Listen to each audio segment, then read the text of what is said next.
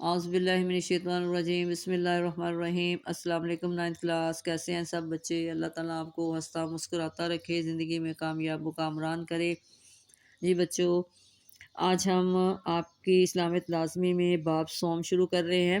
سیرت نبوی خاتم النبیین صلی اللہ علیہ وسلم، عہد نبوی کے ماہ و سال، مدنی دور۔ اس میں پہلا ٹاپک آپ کا ہے فتح مکہ۔ سب سے پہلے ہم حاصلات تعلم پڑھ لیتے ہیں۔ فتح مکہ کے پس منظر، اسباب اور وجوہات کو جان سکیں گے۔ اسلام کے فروغ اور سلسلے میں فتح مکہ کی اہمیت سے آگاہ ہو سکیں گے۔ فتح مکہ کے واقعات و معجزات سے واقف ہو سکیں گے۔ قدرت و اختیار ملنے پر معاف کرنے کی فضیلت سے آگاہ ہو سکیں گے۔ فتح مکہ کے تناظر میں عفو درگزر کی اہمیت کو سمجھ سکیں گے۔ فتح مکہ کے نتائج کا جائزہ لے سکیں گے۔ فتح مکہ کے بعد تحریر کعبہ، بتوں کو گرانا، کلید کعبہ کی سپردگی کے حوالے سے علم حاصل کر سکیں گے۔ فتح مکہ میں نصرت الہی کے ظہور کو سمجھتے ہوئے اللہ تعالیٰ کے وعدوں کے سچا ہونے پر یقین رکھ سکیں گے۔ فتح مکہ کے نتائج کو مد نظر رکھتے ہوئے روزمرہ زندگی میں لوگوں کو کھلے دل سے معاف کرنے والے بن سکیں گے۔ یہ تھے ہمارے آج کے حاصلات تعلق۔ اب ہم اپنی سبق کی ریڈنگ پہ آ جاتے ہیں۔ 6 ہجری میں صلح حدیبیہ کے موقع پر عرب قبائل میں سے بنو خزاعہ مسلمانوں کے حلیف بنے۔ بنو بکر نے قریش مکہ کا ساتھ دینے کا اعلان کیا اور یہ معاہدہ ہوا کہ فریقین 10 سال تک ایک دوسرے سے جنگ نہیں کریں گے۔ لیکن 18 ماہ بعد بنو بکر نے اچانک صلح کا معاہدہ توڑتے ہوئے بنو خزاعہ پر حملہ کر دیا اور حرم کعبہ میں بھی بنو خزاعہ پر لڑائی مسلط کی۔ بنو خزاعہ نے مسلمانوں سے مدد مانگی۔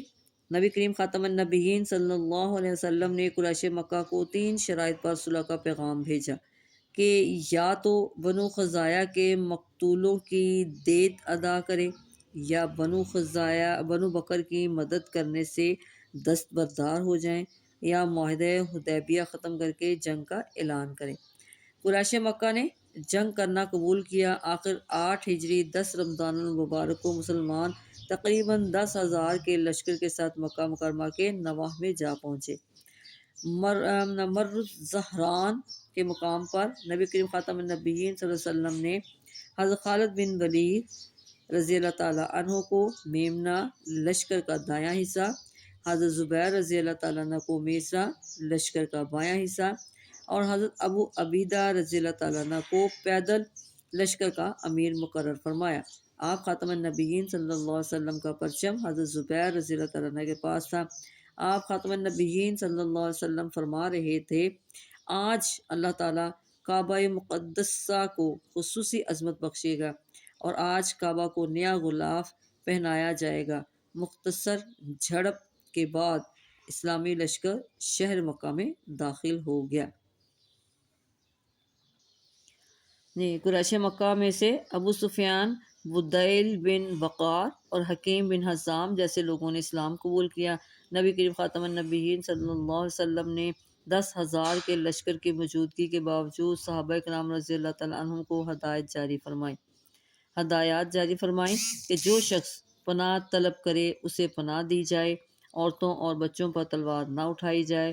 جو شخص حضرت ابو سفیان رضی اللہ تعالیٰ عنہ کے گھر پناہ لے اس کو بھی کچھ نہ کہا جائے۔ جو لوگ ہتھیار ڈال دیں یا اپنے گھر کا دروازہ بند کر دیں ان سب کے لیے امان ہے۔ فتح مکہ کے موقع پر حضور اکرم خاتم النبیین صلی اللہ علیہ وسلم پر انتہائی عجز و انکسار کے جذبات غالب تھے۔ آپ خاتم النبیین صلی اللہ علیہ وسلم اپنی اونٹنی قصوہ پر سوار تھے اور آپ خاتم النبیین صلی اللہ علیہ وسلم کا سر انور اونٹنی کی کوہان کو چھو رہا تھا۔ زبان پر سورۃ فتح اور سورۃ نصر کی آیات جاری تھیں۔ نبی کریم خاتم النبیین صلی اللہ علیہ وسلم نے عام معافی کا اعلان کرتے ہوئے قریش مکہ سے فرمایا کہ آج میں تمہارے ساتھ اسی سلوک کا اعلان کرتا ہوں جو میرے بھائی حضرت یوسف علیہ السلام نے اپنے بھائیوں کے ساتھ کیا تھا۔ آپ خاتم النبیین صلی اللہ علیہ وسلم نے تمام اہل مکہ کو مخاطب کرتے ہوئے فرمایا کہ جاؤ، آج تم سب آزاد ہو، آج تم سے کوئی باس پرس نہیں ہوگی۔ اہل مکہ اور آپ خاتم النبیین صلی اللہ علیہ وسلم کے اس حسن سلوک اور عفو درگزر سے انتہائی متاثر ہوئے اور جوک در جوک مسلمان ہونے لگے۔ فتح مکہ کے موقع پر رسول خاتم النبیین صلی اللہ علیہ وسلم کا اپنے بدترین دشمنوں کو معاف کر دینا عفو درگزر کی شاندار مثال ہے۔ پھر نبی کریم خاتم النبیین صلی اللہ علیہ وسلم حضرت علی مرتضیٰ کرم اللہ وجہ نے خانہ کعبہ کو 360 بتوں سے پاک فرمایا۔ آپ خاتم النبیین صلی اللہ علیہ وسلم کے ہاتھ میں ایک لاٹھی تھی جس سے بتوں کو گراتے جاتے تھے اور اس آیت کی تلاوت فرما رہے تھے، جاء الحق وزهق الباطل ان الباطل كان زهوقا۔ ترجمہ، حق آ گیا، باطل مٹ گیا، بے شک باطل مٹنے ہی والا ہے۔ نبی کریم خاتم النبیین صلی اللہ علیہ وسلم نے بیت اللہ کے اندر 2 رکعت نماز پڑھی اور باہر نکل کر خانہ کعبہ کی چابی حضرت عثمان بن طلحہ رضی اللہ تعالیٰ عنہ کے سپرد فرمائی۔ حجر اسود کو بوسہ دیا۔ حضرت بلال رضی اللہ تعالیٰ عنہ نے خانہ کعبہ کی چھت پر چڑھ کر اذان دی۔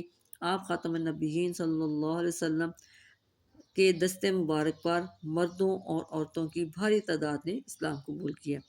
فتح مکہ کے نتیجے میں قریش کے تمام قبائل نے قبول اسلام میں پہل کی، حتیٰ کہ صرف 10 روز میں 2000 لوگ دائرہ اسلام میں داخل ہو گئے۔ دین اسلام کو غلبہ حاصل ہوا، اسلام اور اہل اسلام کو عظمت و شان حاصل ہوئی، دشمنان اسلام کی سازشیں دم توڑ گئیں، آپ خاتم النبیین صلی اللہ علیہ وسلم کی قائدانہ صلاحیتیں رنگ لے آئیں۔ آپ خاتم النبیین صلی اللہ علیہ وسلم چند دن مکہ مکرمہ